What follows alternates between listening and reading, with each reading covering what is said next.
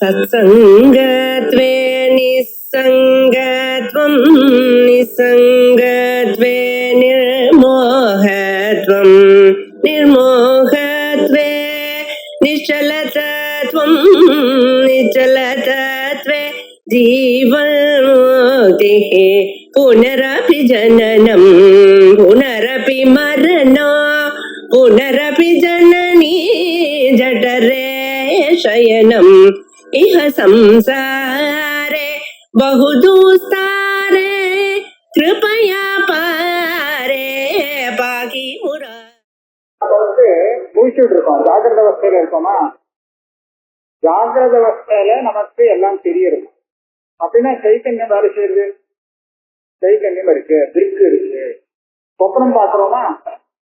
அப்போ நம்ம பாக்குறோம், அப்ப திருக்கு இருக்கு. சுசுப்தியில ஆனந்தத்தை அனுபவிக்கிறோமா? திருப்தி இருக்கு. திருப்பி முடிச்சுக்கிறது திருப்தி இருக்கு. திருப்தி இருக்குன்னு தான் வருதே தவிர திருப்தி இல்லைன்னு எப்போ ஏதோ ஒண்ணு தெரிஞ்சுட்டேதான் இருக்கு. ஆக திருப்திக்கு அன்வயம் எல்லா அவஸ்தைகளிலும் இங்க திருப்திஸ்வரூபம் இருக்கு. இது அனுவர்த்திக்கின்றே வருது. ஒரு அவஸ்தையில இது இல்லாம போகல. ஆனா ஜாகிரத அவஸ்தையில பார்க்கக்கூடிய வஸ்து சொப்னாவஸ்தையில இல்லை. ரெண்டுமே சுசுப்தி அவஸ்தையில இல்லை. அப்ப என்ன திருஷ்யம் இல்லாம போயிடும். திருப்தி இல்லாம போகல.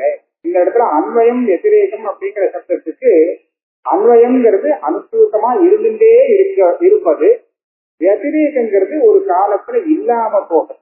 இதை வச்சு நம்ம என்ன கண்டுபிடிக்கலாம்?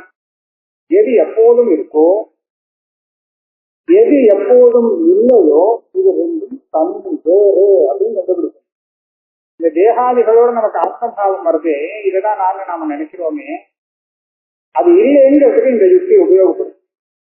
ஏன்னா இந்த தேகம் ஊற்றிட்டு இருக்கிற மாத்திரம் தான் கூட வருது இல்லையா? கூட எப்பவுமே நம்மளுடைய விவகாரத்துக்கு இந்த தேகம் எப்போ வருது? ஊற்றிட்டு இருக்கிற சமயத்துல வருது.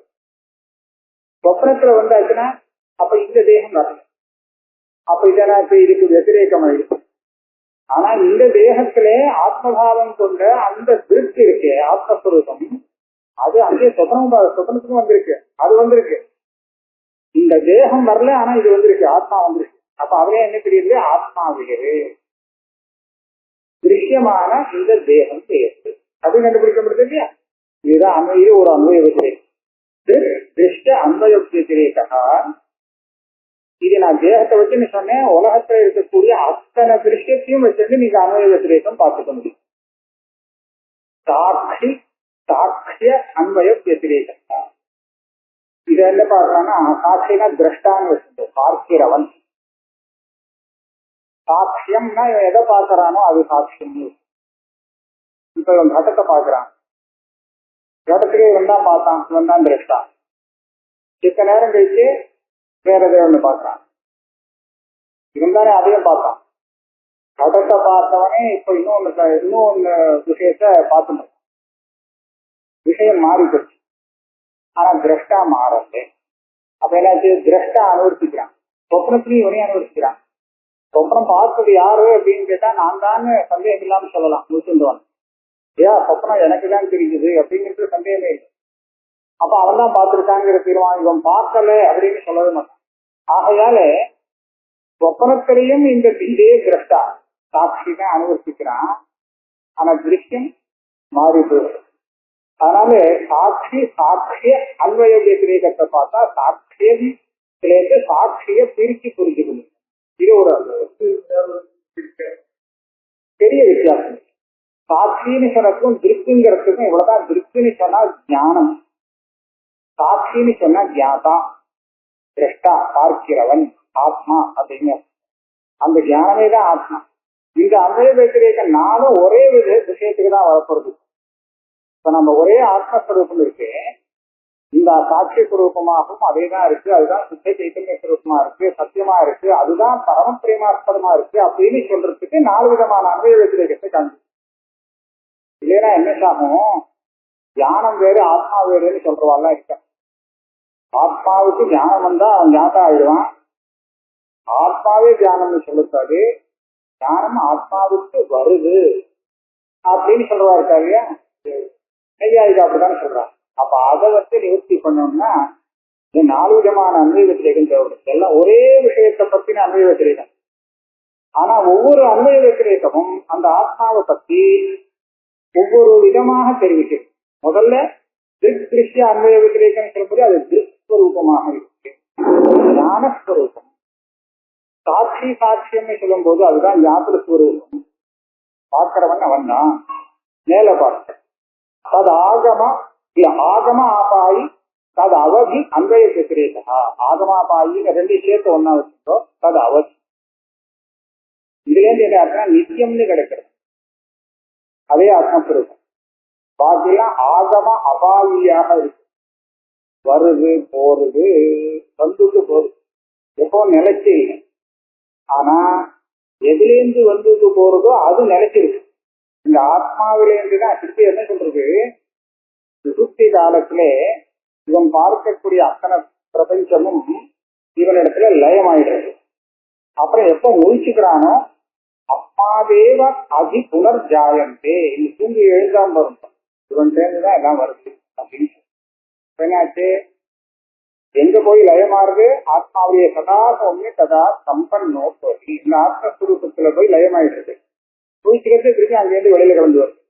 அப்ப ஆகமாபாயியாகவும் அதுக்கு அவதியாகவும் இருக்கிற 2ல திருஷ்யம் பூரா ஆகமாபாயி, ஆத்மா அதுக்கு அவதி. ஆகமாபாயியா இல்ல, அது எப்போதும் அதுக்கு இதுல இதுலதான் ஒருங்கடா, இதுலதான் மறுபடியும் திரும்பி வரும்.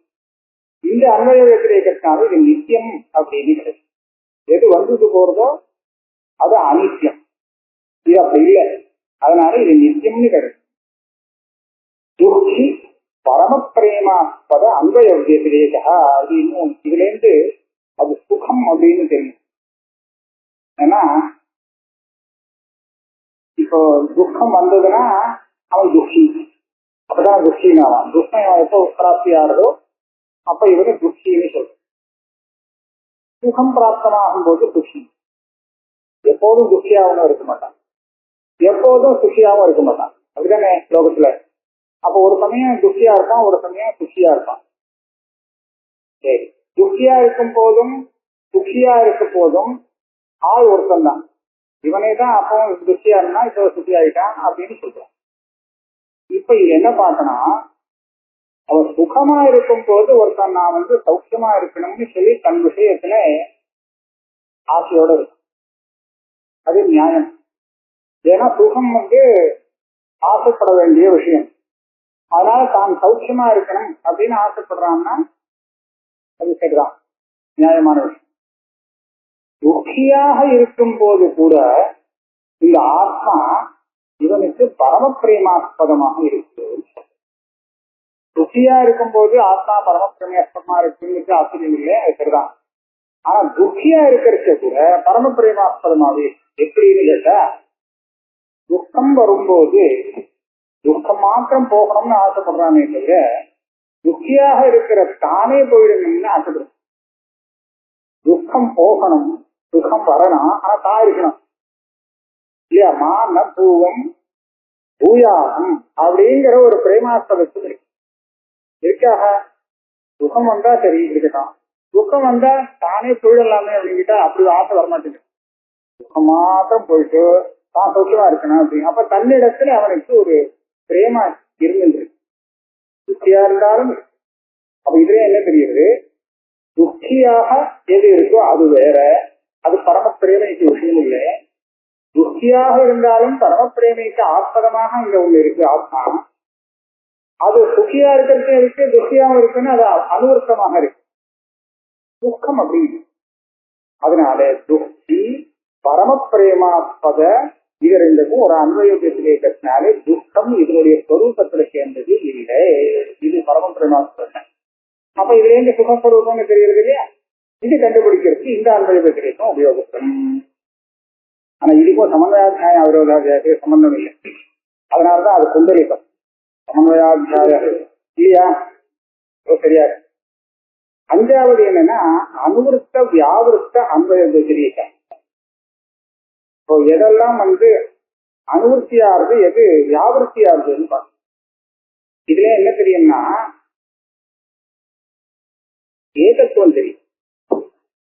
இந்த அன்பை வச்சிருக்கிறதுனால அந்த ஆத்மா மாறுதல் அடையறதுல வெவ்வேறு இல்லை, ஒண்ணுதான். ரெண்டு இடத்துல இதை உபயோகப்படுத்திக்கலாம்.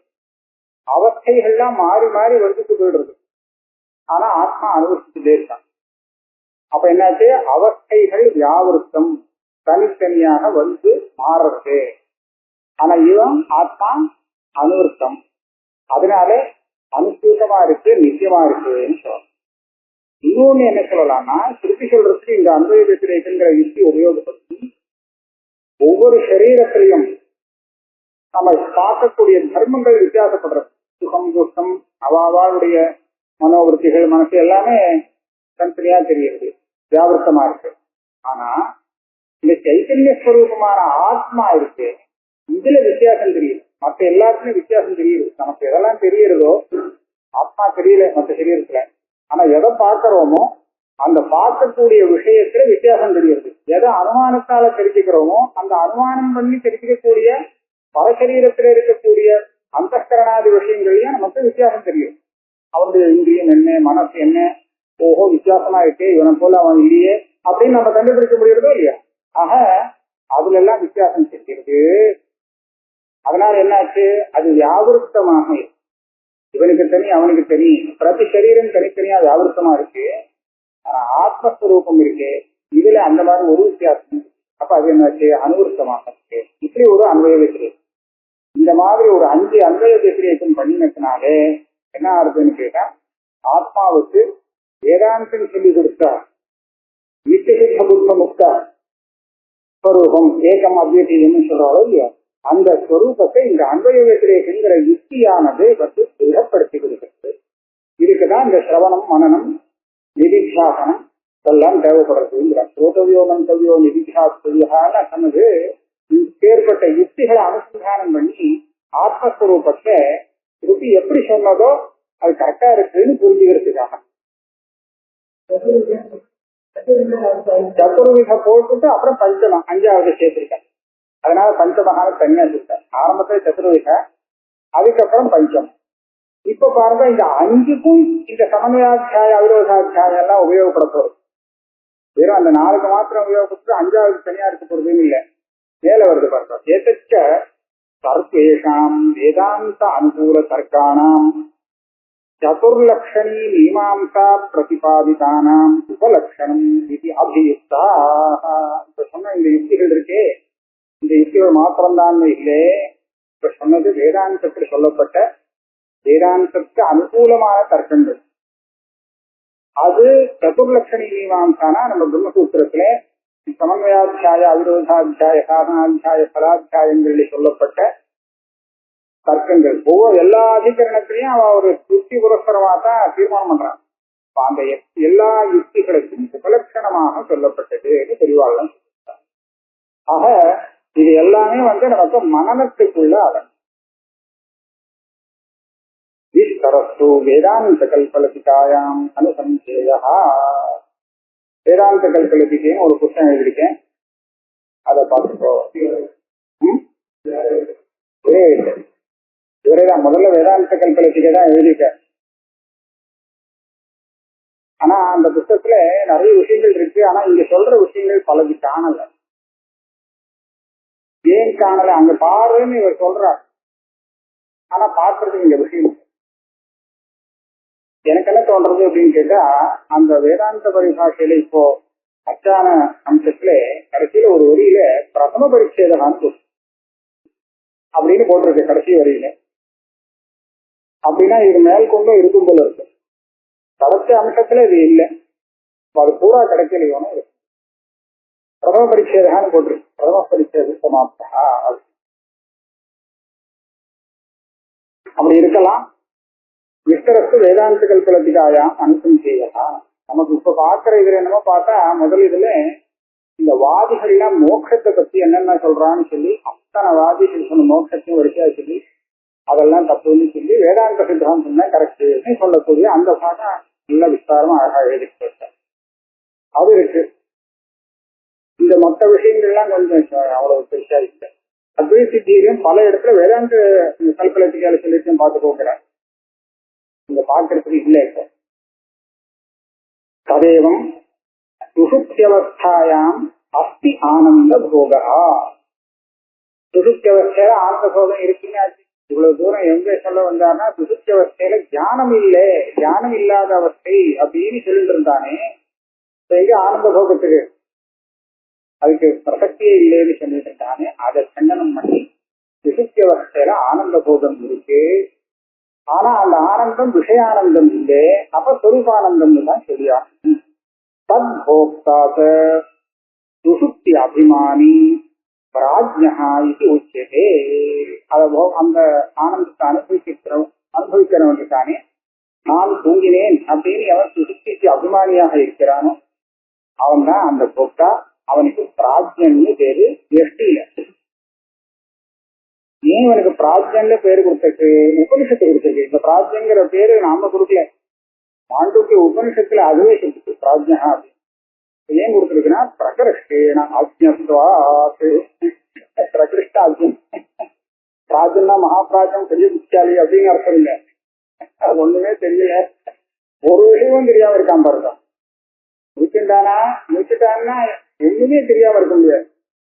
நிறைய விஷயங்கள் அவனுக்கு தெரியும், ஆனா இப்ப ஒண்ணும் தெரியாம. அதனாலதான் பிரகர்ஷேன அஜ்ஞத்வாத் சொல்லலாம். இல்ல பிரஜை ஏவ பிராஜ்யகான்னு சொல்றதா இருக்கா. ரெண்டு விதத்தையும் பாஷைக்காரன் காமிச்சிருக்கேன். ததானி விசேஷாவச்சேதாபாவேன பிரகிருஷ்டஜ்ஞத்வாத்வா என்ன சொல்றார்? இவனுடைய ஸ்வரூபம் தியானஸ்வரூபம் இல்லையா, அவன் நித்திய தியானஸ்வரூபம். அப்படி இருக்கிறது பிரகர்ஷமான தியானம் உள்ளவன் தான் இவன்.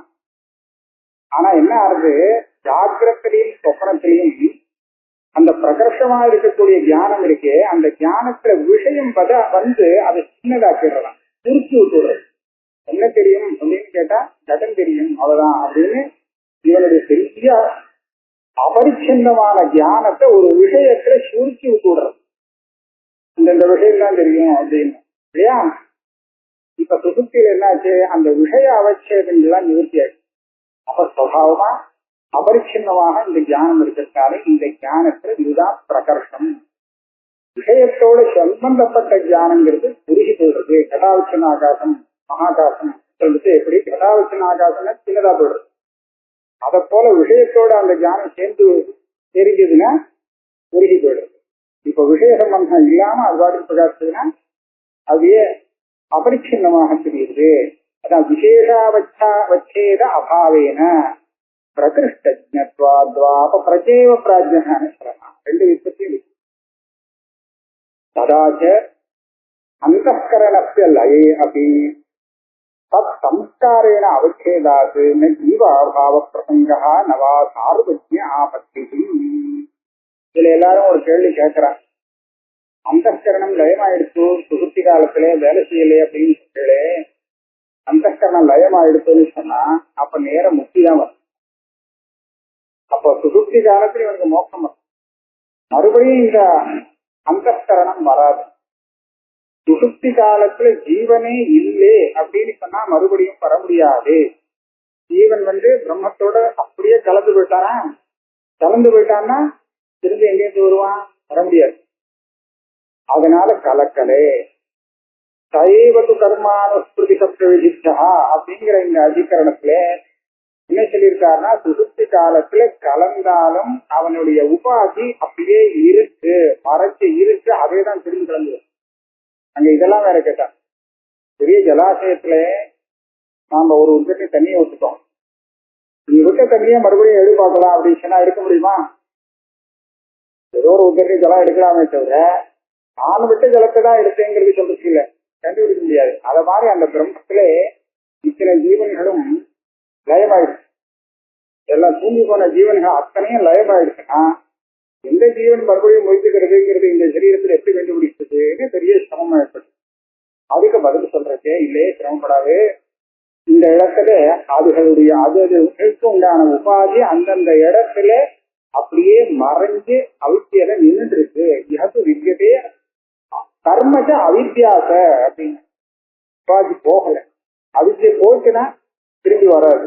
ஆனா அவித்தியை இருக்கு, அந்த அவித்தியில தான் இதெல்லாம் லயமாயிருக்கு. அந்த லயமாயிருக்கக்கூடிய நிலைக்கு சம்ஸ்கார ரூபேன அவஸ்தான். அதனால சம்ஸ்காரமா இருந்தனா மறுபடியும் கிளம்பும். அதனால அந்த சமயத்துல ஜீவன் இல்லைங்கிறது இல்லை, ஜீவன் அந்தஸ்கரண சம்ஸ்காரத்தோடு கூடினவதாக இருக்கான். சம்ஸ்காரம் எங்க இருக்கு? அவித்தியில. அதான் சொல்றார் லயேபி அந்தஸ்கரணத்தை லயே அப்படி அந்தஸ்கரணத்தை லயமாச்சு வாஸ்தவம். ஆனா தத்து சம்ஸ்கார ரூபேன இருக்கு. அதனால சம்ஸ்காரேன அவச்சேதாத்து ஜீவாபாவ பிரசித்தா, ஜீவனே இல்லைன்னு ஆகாது. அவன் ஜீவன் அந்தஸ்கரணத்தினால வரக்கூடிய எந்த பாதிப்பும் இல்லாம இருக்கு. அவதான் சொல்றான் ஜீவனே இல்லைன்னு சொல்றதுல ஏன்னா அந்தஸ்கரணம் இருக்கு. நவா சார்வஜாபத்தி, இவன் ஈஸ்வரனோட கலந்து ஒன்னா போயிட்டான் அப்படின்னு சொன்னா இவனுக்கு எல்லாம் தெரியணுமே, இவனே சர்வத்தினா ஆக வேண்டாமோ அப்படிங்கிற கேள்வி வரும். அதுவும் ஏன்னா அவனோட உபாசிய கூடவே இருக்கு. அதனால சுசுப்தி காலத்துல அத்தியந்தம் ஒன்னா போயிடுறாங்கிறது இல்லை, உபாதி இருக்கிற வரையும் தான் ஔபாதிகமான பேதம் இருக்கு. ஆனா என்ன அர்த்த சுசுப்தி காலத்திலே ஔபாதிக பேதம் தெரியாம இருக்கு. மற்ற அவஸ்தையில பார்க்கும்போது தாம் வேறன்னு தெரிஞ்சு போயிடுறது. அப்ப உபாதி வேறங்கிறத தெரிவிக்கிறது. அந்த சமயத்துல எந்த காரியமும் செய்யாமல் சும்மா இருக்கு. இதான் வித்தியாசம் சுசுப்தியும் மறுபடியும் காரியம் ஆரம்பிச்சு வந்துடுறது. அதான் தைக வியாக்ரோவா சிம்ஹோவா விருத்தோவா வராகோவா கீட்டோவா பசங்கோவா தம்சோவா மஷத்தோவா, மஷத்துக்கு சேர்த்து சொல்லிக்கிறது. மஷகமா இருந்தது சுசுப்தியில துணி போட்டு மறுபடியும் முடிச்சுன்னா மஷகமாவே வந்து அப்படியே வரும். ஈஷ அபேத பிரதிபாதனஞ்ச சரீரேந்திரியாதி அபிமான ரஹிதத்வேன உபசாராத். ஆண்டூக்கியத்துல தூங்கிட்டு இருக்கவன இந்த பிராஜ்யன்னு சொன்னோமே, இந்த பிராஜ்யனை ஏச சர்வேஸ்வரா, இவர சர்வஜனா இல்ல ஈஸ்வரனே சொல்லுது. அங்க வியஷ்டியும் சமஷ்டியும் சேர்த்து சொல்லியிருக்கு. ஜாகிரத் வியஷ்டி விஸ்வஹா, ஜாகிரத் சமஷ்டி வைஸ்வானரஹா. வைஸ்வானரஹா வைஸ்வனம் ஒண்ணுதான், அது அந்த அகாரம் பிரணவத்தினுடைய அகார மாத்திரை. அதுக்கப்புறம் சொப்பனாவஸ்தையில தைஜசன்னு வெஷ்டிக்கு பேரு தனித்தனியா தந்துறவனு. அதே சமஷ்டியில பார்த்தா இரண்ய கர்ப்பனாக ரெண்டையும் ஒன்னா பண்ணி உகாரத்துல போட்டார். மூணாவது பிராஜ்யா சுசுப்தி காலத்துல தூங்கி இருக்கிறோம். வெஷ்டியில பிராஜ்யன், சமஷ்டியா பார்க்கறது சர்வேஸ்வரன்.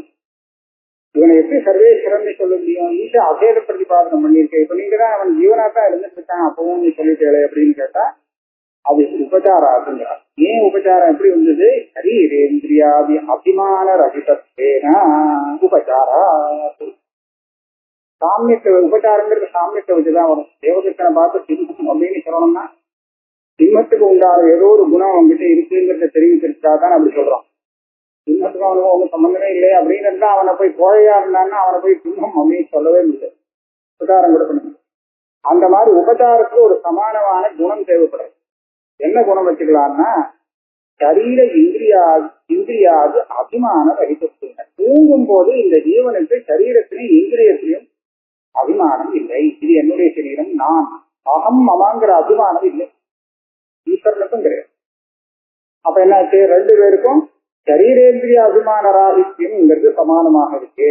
ஆகையால இவனை ஈஸ்வரனை சொல்லி ஈஷா பேத சிம்மம் தேவதத்தை சிம்மம் சமானமாக இருக்கு. தத் சம்ஸ்காரஸ்ய நிமித்த காரணத்வேன சாட்சி ஆசிரித காரியோபாதான கோட்டௌ அப்பிரவேசாத் ந தத் சேதேதி சாட்சி சேதா. இப்ப சொன்ன இந்த சம்ஸ்காரம் இருக்கு, சம்ஸ்கார ரூபேன்னு இருக்கு அந்த சம்ஸ்காரம். இது மறுபடியும் வரத்துக்கு நிமித்த காரணமாக இருக்கு.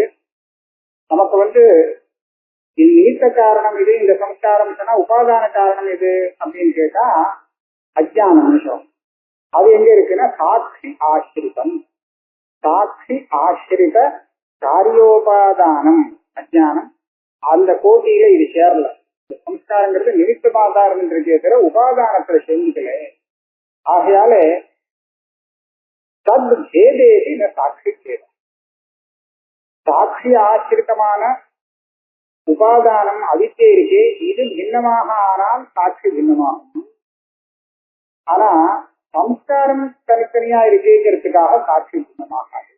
எதுக்காக சொல்றாருன்னு கேட்டா வேதாந்த பரிபாஷையில அந்தகரணத்தை சாட்சிக்கு உபாதியாக சொல்லி அந்தகரணம் ஒவ்வொருத்தனுக்கும் தனித்தனியாக இருக்கிறதுனாலே அவாவாருக்கு ஒவ்வொரு ஜீவனுக்கும் சாட்சியா இருக்கிற சைத்தன்யம் ஒவ்வொரு சரீரத்திலும் தனித்தனி அப்படின்னு ஜீவசாட்சி ஈஸ்வர சாட்சி.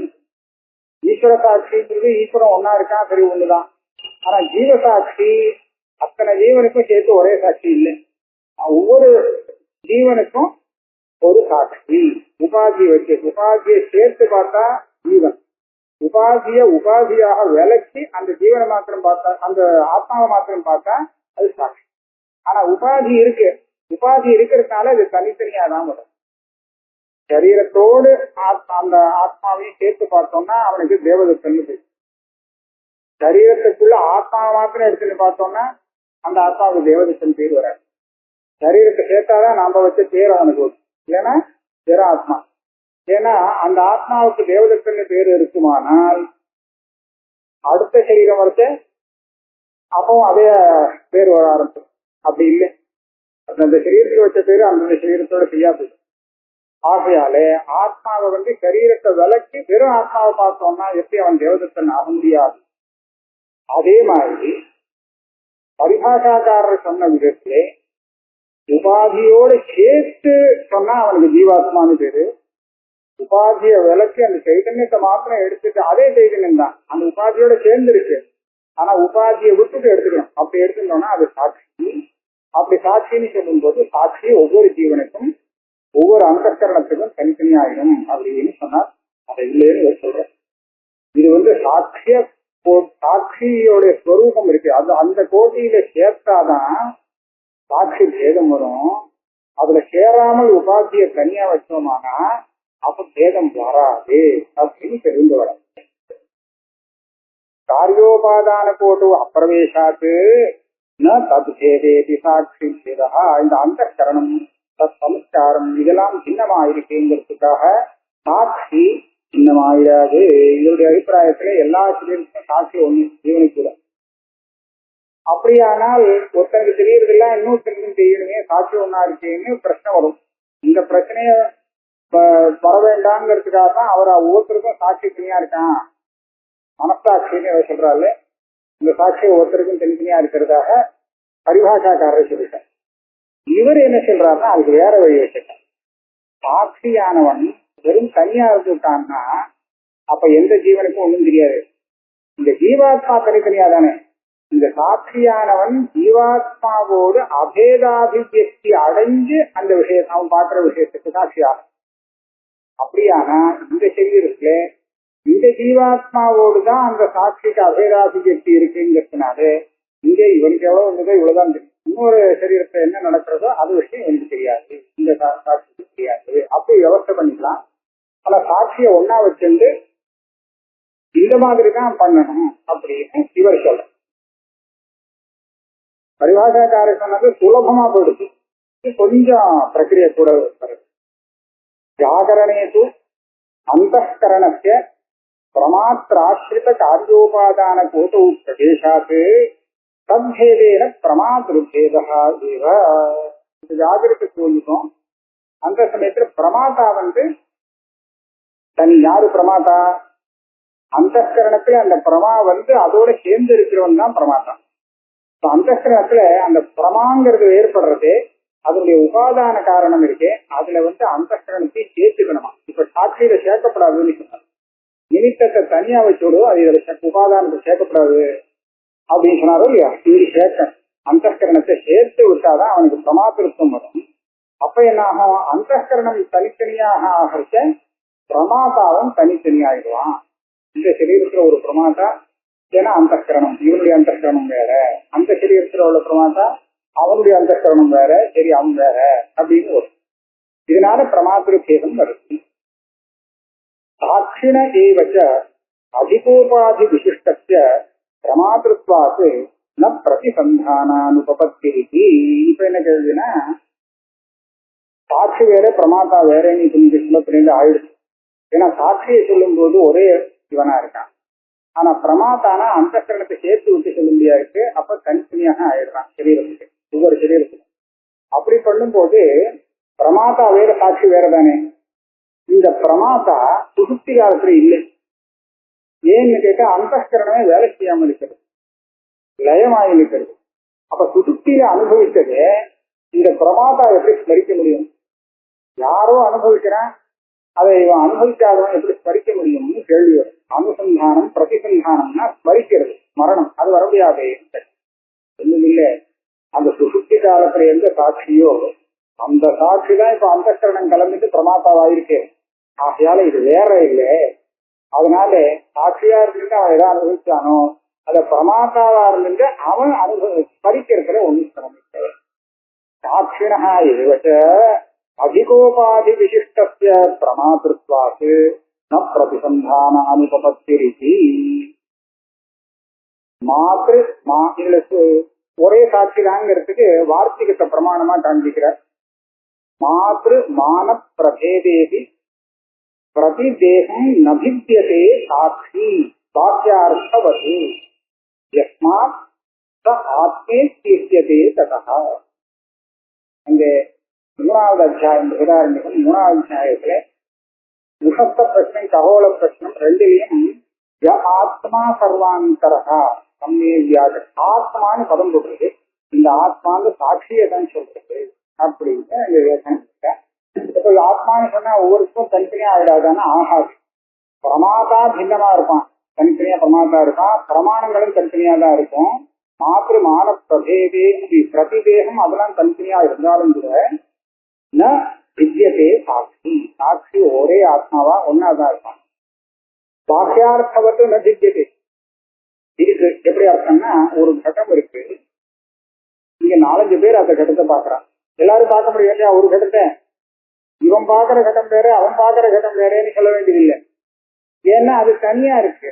இந்த பிரமாத்தாவுடைய ஸ்வரூபத்துக்குள்ள அது கலக்கல, அல்லது கடத்துடைய ஸ்வரூபத்துல இந்த பின்ன பின்னமான பிரமாதா கலந்து இருந்தானே. ஆனால் இந்த பிரமாதாவுடைய கட்டம் வேற அந்த பிரமாதா பாக்குற கட்டம் வேறேன்னு சொல்லலாம். சொப்பனை சொல்லலாம். சொப்பனத்துல 10 பேர் தூங்குறான். தூங்கும்போது அவ எல்லாருக்குமே ஒரு புலிய பார்த்தா மாதிரி சொப்பனம் வந்ததுன்னு வச்சுக்கோ. அவன் ஏதோ காட்டுக்கு போய் ஒரு புலிய பாக்குறான், வியாக்கிர தரிசனம் ஏற்படுது. இப்போ அந்த 10 பேரும் ஒரே வியாக்கிரத்தை பார்த்திருக்காங்க இல்லை. ஏன்னா அங்க இந்த அந்த உபாதான கோட்டியில மாறுறது, இவனுடைய அங்கசரண சம்ஸ்காரங்கள் வேற மாறுறது, அங்க மாறுறது, விஷயம் மாறுறது. ஆனா ஜாகிரத்துல அப்படி இல்லை. ஒரு கட்டம் அங்க இருக்கு, 10 பேர் அதை பாக்குறான், கட்டம் அப்படியே இருக்கு. அந்த கட்டத்தை பாக்குறவாதான் மாறுறான். அந்த கடத்தை பின்ன பின்னமாக ஆக்கக்கூடிய இது இல்லை. வாக்கிய அர்த்தவத்து வாக்கியமான அர்த்தம். பிரமாதா பிரமாணம் இதெல்லாம் பின்னமாக இருக்கிறதுனால பிரமாதா பின்னமா இருந்தாலும் எப்படி வேறானதாக ஆகிறது இல்லையோ அதே மாதிரி இதுக்கு சாட்சியா இருக்கக்கூடிய ஆத்மஸ்வரூபமும் பிரதிதேகம் பின்னம் ஆகிறது இல்லை. அதனாலதான் சகா ஆத்மேதி உச்சதே ததா. அத சந்தத கவனேன்னு இருக்கோம். சந்ததோ பாவா தஸ்மாத் ஆத்மேதி தீயதே. எல்லா சரீரத்திலும் அனுசூத்தமா இது இருக்குங்கிறதுனாலதான் ஆத்மா. அதாவது ஆத்மாங்கிற சப்தத்துக்கு வியபிகாரோ நிபோ எஸ்வத் பிரமாத்ராதேஹே ஸ்வசாட்சிதா சர்வ மாத்ராதி அபாவார்த்த சாட்சித்வாத் ந ததா ஆத்மனா. பிரமாதாவுக்குலாம் விசாரம் இருக்கு. இப்ப வெத்திரேக சொன்னோமே, ஒரு காலத்துல இருக்கா ஒரு காலத்துல இல்லை. ஆனா சாட்சிக்கு அனுஷ்டி அனுவருத்தி எல்லாத்தையும் சாட்சி இருக்கான். பிரமாதா இருந்தாலும் அது பார்க்கற சாட்சி இருக்கான், இல்லைங்கிறது சாட்சி அவனே சாட்சி இருக்கான். அப்படிங்கிறதுனாலே அவனுக்கு வெத்திரேகம் கிடையாது. இது வார்த்திகார பாதைகி விவகார விஷயாமபி சாட்சி பேத நிராகரணா சுசுப்தௌ தத் பேத கல்பனம் சேஷாங்கிக்கு வியாமோக ஏதேத்யவர்த்தேயம். ஏன்னா விவகாரக்காரத்திலே சாட்சி ஜென்மம் இல்லை, ஒரே சாட்சிங்கிறது வார்த்தைக்கார சொல்லிட்டாரு. நீங்க சுசுப்தியில போய் விவகாரத்திலையும் விட்ட சுசுப்தியில போய் இந்த ஆத்மாவோட சாட்சி வேற அவனுக்கு வேற அப்படின்னு சொல்றதுங்கிறது அவளுடைய ஒரு சாந்தி.